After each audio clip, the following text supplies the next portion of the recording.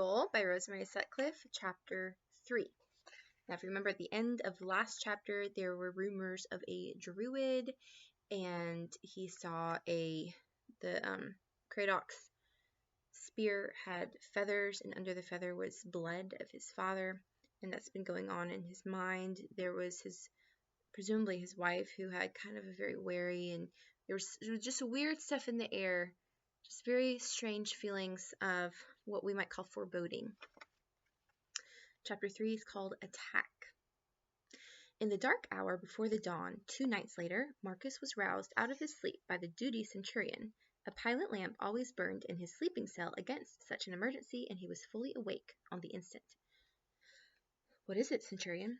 "The sentries on the south rampart report sound of movement between us and the town, sir." Marcus was out of bed and had swung his heavy military cloak over his sleeping tunic. "Have you been up yourself?" The centurion stood aside for him to pass out into the darkness. "I have, sir," he said with grim patience. "Anything to be seen?" "No, sir, but there is something stirring down there for all that." Quickly they crossed the main street of the fort and turned down beside a row of silent workshops. Then they were mounting the steps to the rampart walk. The shape of a sentry's helmet rose dark under the lesser darkness above the breastwork, and there was a rustle and a thud as he grounded his pilum in salute. Marcus went to the breast-high parapet. The sky had clouded over so that not a star was to be seen, and all below was a formless blackness with nothing visible save the faint pallor of the river looping through it. Not a breath of air stirred in the stillness, and Marcus, listening, heard no sound in all the world save the whisper of the blood in his own ears, far fainter than the sea in a conch shell. He waited, breath in check. Then from somewhere below came the kiwick, kiwick, wick, wick of a hunting owl, and a moment later a faint and formless sound of movement that was gone almost before he could be sure that he had not imagined it. He felt the duty centurion grow tense as a strung bow beside him. Again, the simile there is, comparing him as a tense bowstring, which makes sense. The moments crawled by. The silence became a physical pressure on his eardrums. Then the sounds came again, and with the sounds, blurred forms moved suddenly on the darkness of the open turf below the ramparts. Marcus could almost hear the twang of breaking tension. The sentry swore softly under his breath, and the centurion laughed. Somebody will be spending a busy day looking for his strayed cattle. Strayed cattle, that was all. And yet, for Marcus, the tension had not snapped into relief. Perhaps if he had never seen the new heron's feathers on an old war spear, it might have done. But he had seen them, and somewhere deep beneath his thinking mind, the instinct for danger had remained with him ever since. Abruptly, he drew back from the breastwork, speaking quickly to his officer. "All the same, a breakout of cattle might make good cover for something else. Centurion, this is my first command. If I'm being a fool, that must excuse me. I'm going to get back to get some more clothes on. Turn out the cohort to action stations as quietly as may be." And not waiting for a reply, he turned and, dropping from the rampart walk, strode off toward his own quarters. In a short while back, complete with studded sandals to crested helm, and knotting the crimson scarf about the waist of his breastplate as he came. From the faintly lit doorways of the barrack rows, men were stumbling out, buckling sword belts or helmet straps as they ran, and heading away into the darkness. Am I being every kind of fool? Marcus wondered. Am I going to be laughed at so long as my name is remembered in the Legion as the man who doubled the guard for 2 days because of a bunch of feathers and then turned out his cohort to repel a bunch of milch cows? But it was too late to worry about that. He went back to the ramparts, finding them already lined with men, the reserves massing below. Centurion Drusillus, his second in command, was waiting for him, and he spoke to the older man in a quick, miserable undertone. "I think I must have gone mad, Centurion. I shall never live this down."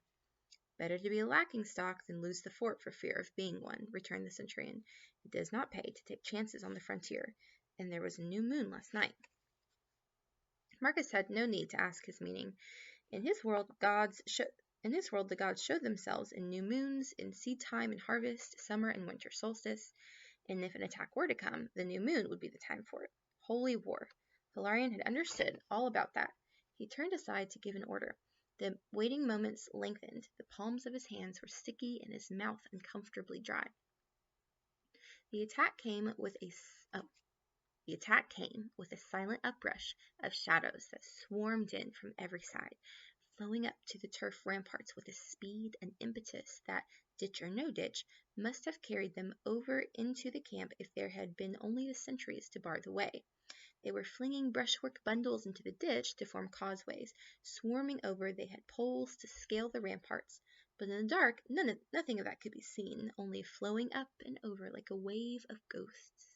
For a few moments, the utter silence gave sheer gooseflesh horror to the attack. Then the auxiliaries rose as one man to meet the attackers, and the silence splintered, not into uproar, but into a light smother of sound that rippled along the ramparts, the sound of men fiercely engaged, but without giving tongue. For a moment it endured, and then from the darkness came the strident braying of a British war horn. From the ramparts a Roman trumpet answered the challenge, as fresh waves of shadows came pouring in to the attack. Then it seemed as if all Tartarus had broken loose. The time for silence was past, and men fought, yelling now. Red flame sprang up into the night above the Praetorian gate, and was instantly quenched. Every yard of the ramparts was a reeling, roaring battle line as the tribesmen swarmed across the breastwork to be met by the grim defenders within. So he was right to be wary.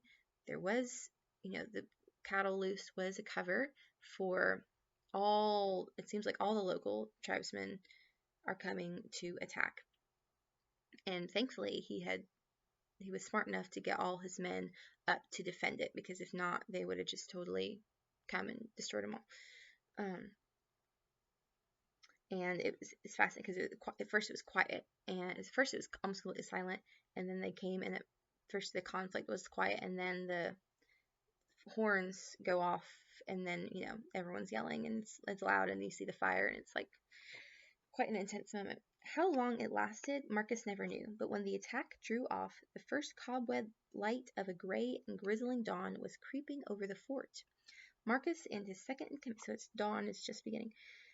His second in command looked at each other, and Marcus asked very softly, "How long can we hold out?"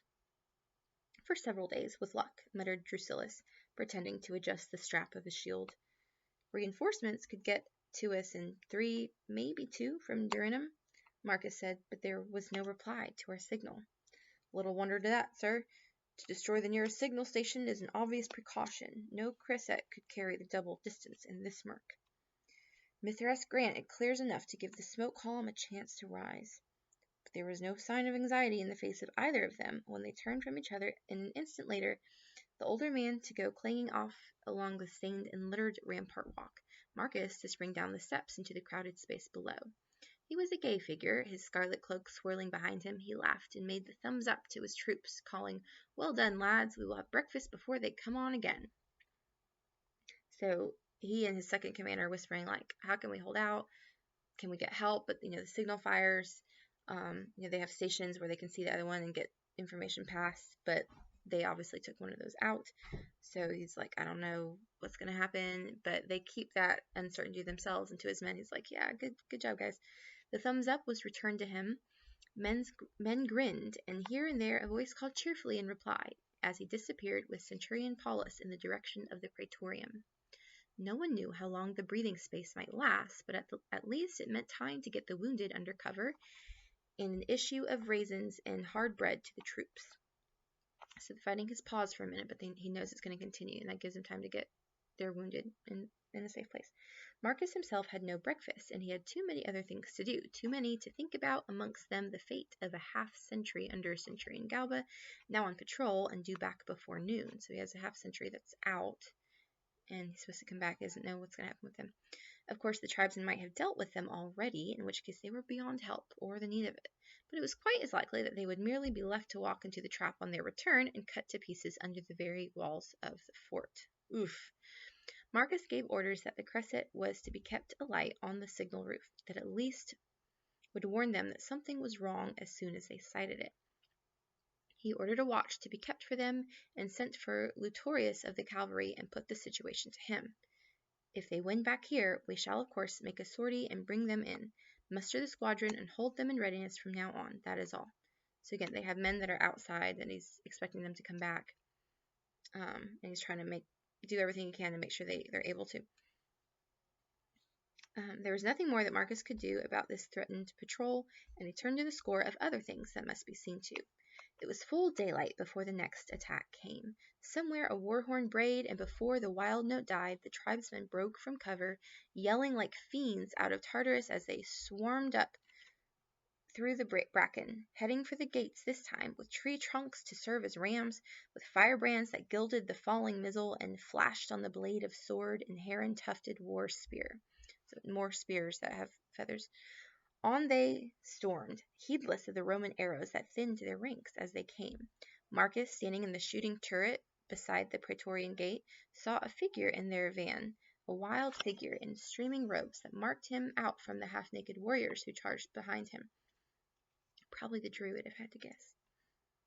Sparks flew from the firebrand that he whirled aloft, and in its light the horns of the young moon, rising from his forehead, seemed to shine with a fitful radiance of its own. Marcus said quietly to the archer beside him, "Shoot me that maniac." Shoot at him. The man knocked another arrow to his bow, bent and loosed in one swift movement. The Gaulish auxiliaries were fine bowmen, as fine as the British, but the arrow sped out, only to pass through the wild hair of the leaping fanatic. There was no time to loose again. The attack was thundering on the gates, pouring in over the dead of the ditch with a mad courage that took no heed of losses. So they're not worried about losing men, they just keep going. In the gate towers the archers stood loosing steadily into the heart of the press below them. The acrid reek of smoke and smitch drifted across the fort from the Dexter gate, which the tribesmen had attempted to fire. There was a constant two-way traffic of reserves and armament going up through the ramparts and wounded coming back from them. No time to carry away the dead. One toppled them from the rampart walk that they might not hamper the feet of the living, and left them, though they had been one's best friend, to be dealt with at a fitter season. The second attack drew off at last, leaving their dead lying twisted among the trampled fern. Once more there was breathing space for the desperate garrison. The morning dragged on. The British archers crouched behind the dark masses of uprooted blackthorn that they had set up under cover of the first assault, and loosed an arrow at any movement on the ramparts. The next rush might come at any moment. So they're ready for him. The garrison had lost upward of 80 men. Okay, so a score is 20, so 80 is 80. So they had lost more than 80 men, killed or wounded. 2 days would bring them reinforcements from Durinum, if only the mizzle which obscured the visibility would clear just for a little. So it's very foggy, which makes sense why they would choose to attack when it's foggy, because of that reason. Long enough for them to send up the signal smoke for it to be received. But the mizzle showed no signs of lifting when Marcus went up to the flat signal roof of the Praetorium, blue in his face, soft and chill-smelling, and faintly salt on his lips. Faint gray swathes of it drifted, again this is fog, across the nearer hills, and those beyond were no more than a spreading stain that blurred into nothingness. "It is no use, sir," said the auxiliary, who squatted against the parapet, keeping the great charcoal brazier going.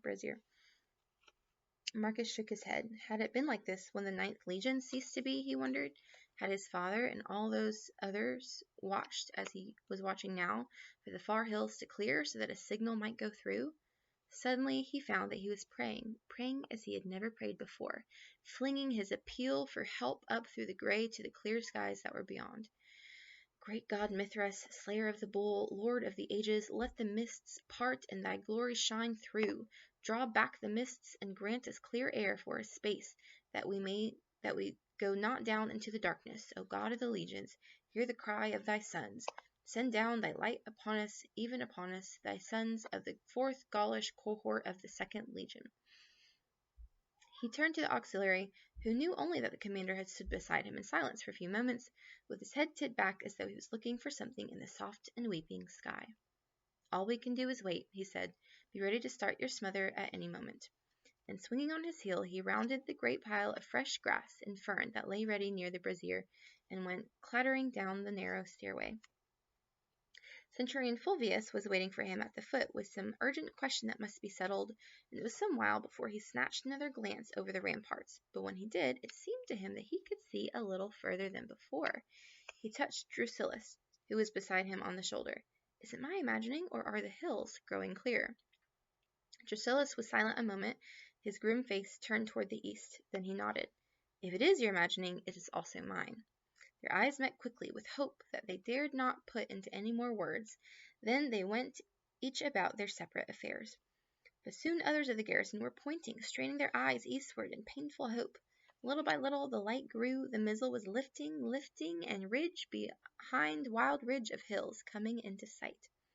High on the praetorian roof a column of black smoke sprang upward, billowed sideways, and spread into a drooping veil that trailed across the northern rampart, making the men there cough and sputter, then rose again, straight and dark and urgent, into the upper air. In the pause that followed, eyes and hearts were strained with a sickening intensity toward those distant hills. A long, long pause it seemed, and then a shout went up from the watchers as the days marched to the east, a faint, dark thread of smoke into the air. So all looking at the black smoke, waiting, hoping that they can see it, and then they see the response on the opposite hills, meaning their signal was received and help is coming. The call for help had gone through. In 2 days, 3 at the most, relief would be here, and the uprush of confidence touched every man in the garrison.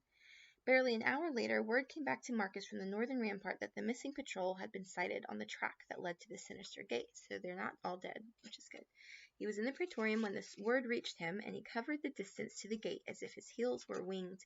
He waved up the cavalry waiting beside their saddled horses and found Centurion Drusillus once again by his side. "The tribesmen have broken cover, sir," said the centurion. Marcus nodded. "I must have half a century of the reserves. We can spare no more." Remember, a century means 100. A trumpeter with them and every available man on the gate in case they try a rush when it opens. The centurion gave the order and turned back to him. "Better let me take them, sir." Marcus had already unclasped the fibula at the shoulder of his cloak and flung off the heavy folds that might hamper him. "We went into that before. You can lend me your shield, though." The other slipped it from his shoulder without a word, and Marcus took it and swung round on the half-sentry who were already falling in abreast of the gate. "Get ready to form testudo," he ordered, "and you can leave room for me. This tortoise is not going into action with its head stuck out." It was a poor joke, but a laugh ran through the desperate little band. So he's making a joke that he looks like a turtle with his, shield on his back. The laugh ran through the desperate little band, and as he stepped into his place in the column head, Marcus knew that they were with him in every sense of the word. He could take those lads to the fires of Tophet, if need be. The great bars were drawn, and men stood ready to swing by wide the heavy valves, and behind and on every side he had a confused impression of grim ranks, massed to hold the gate, and draw them in again if ever they won back to it.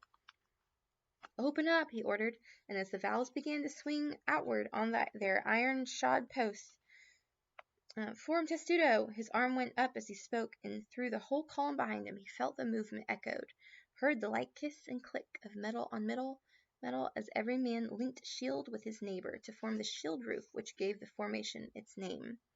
Now! The gates were wide, and like a strange many-legged beast, a gigantic woodlouse rather than a tortoise, the testudo was out across the causeway and heading straight downhill, its small, valiant cavalry wings spread on either side. The gates, so they've all got their shields kind of connected together, and so no arrows or spears or anything can kind of come through, and there's a whole big unit with cavalry, so with horses on the side like wings, they're all going down in one big unit to try to save the people who were trying to come back. The gates closed on it from rampart and tower gate. Anxious eyes watched it go. It had all been done so quickly that at the foot of the slope battle had only just joined as the tribesmen hurled themselves, yelling on the swiftly formed Roman square. The testudo was not a fighting formation, but for rushing a position for a breakthrough. It had no equal.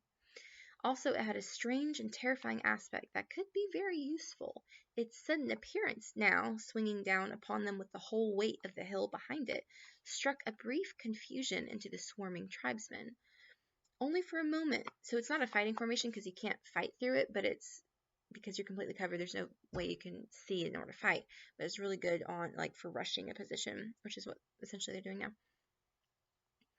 And it gave a lot of confusion to the tribesmen. Only for a moment their wild ranks wavered and lost purpose, but in that moment the hard-pressed patrol saw it too, and with a hoarse shout came charging to join their comrades. So the patrol, that's what I was looking for, are able to join their people, and essentially it seems like they've won. Accomplished their purpose of saving them. Down swept Marcus and his half-century, down and forward into the raging battle mass of the enemy. They were slowed almost to a standstill, but never quite halted. Once they were broken, but reformed, a mailed wedge cleaving into the wild ranks of the tribesmen, until the moment came when the tortoise could serve them no longer, and above the turmoil Marcus shouted to the trumpeter beside him, "Sound me, break to pseudo." The clear notes of the trumpet rang through the uproar. That way everyone can hear. If you just shout, it might get lost, but everyone can hear the trumpet. And there's, depending on how you play it, it's what the sound means, and they all know what that means.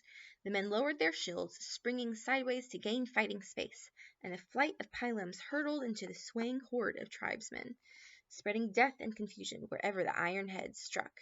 Then it was, "Out swords!" and the charge driven home with a shout of, "Caesar! Caesar!" Behind them, the valiant handful of cavalry were struggling to keep clear the line of retreat. In front, the patrol came grimly battling up to join them, but between them was still a living rampart of yelling, battle-frenzied warriors, among whom Marcus glimpsed again that figure with the horned moon on its forehead. He laughed and sprang against them, his men storming behind him. Patrol and relief force joined and became one. Instantly they began to fall back, forming as they did so a roughly diamond formation that faced outward on all sides and was as difficult to hold as a wet pebble pressed between the fingers. The tribesmen thrust in on them from every side, but slowly, steadily, their short blades like a hedge of living, leaping steel, the cavalry breaking the way for them in wild rushes. They were drawing back toward the fortress gate, those that were left of them.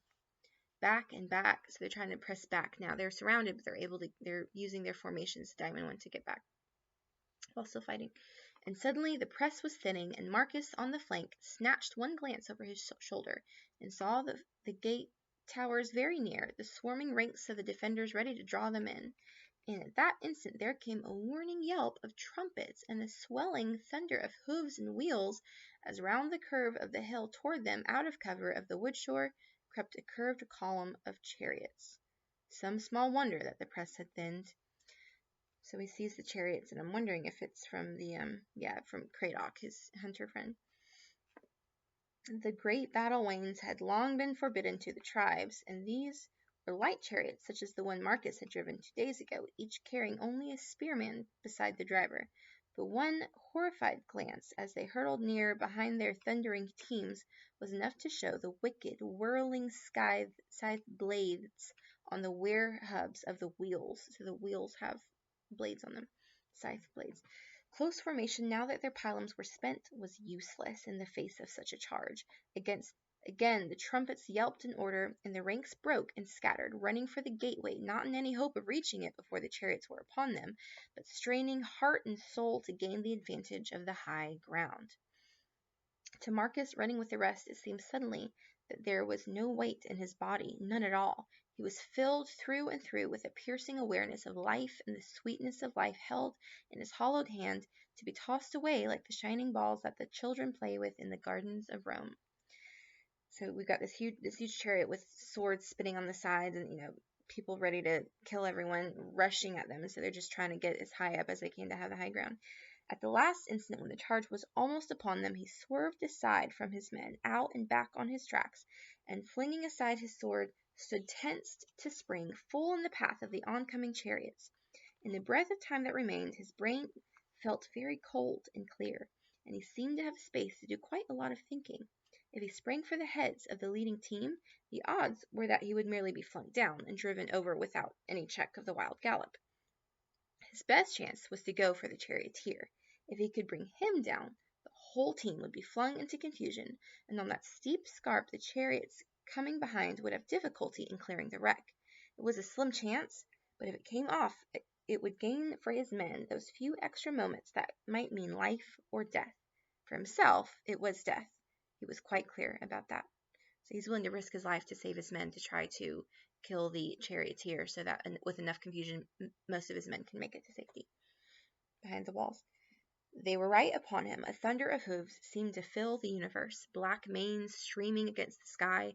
The team that he had called his brothers only 2 days ago, the same horses that he had, been driving the day before.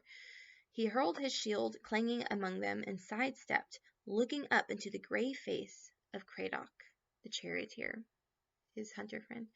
For one splinter of time their eyes met in something that was almost a salute, a parting salute between two who might have been friends.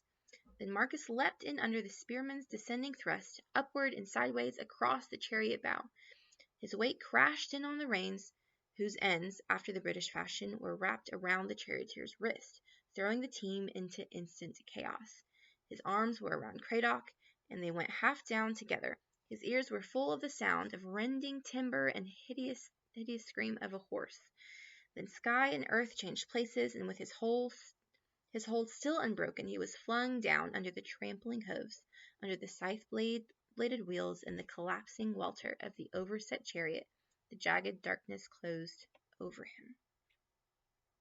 So it was a confusing ending, but best I can guess, he was able to, he threw his shield at them. He saw Cradock, and was able to sweep underneath him. He got him out of there, and they were basically in a rustle, and he's basically trampled by the horses, best we can tell. So we'll have to read next time to see what happens. Have a great day, guys. Bye.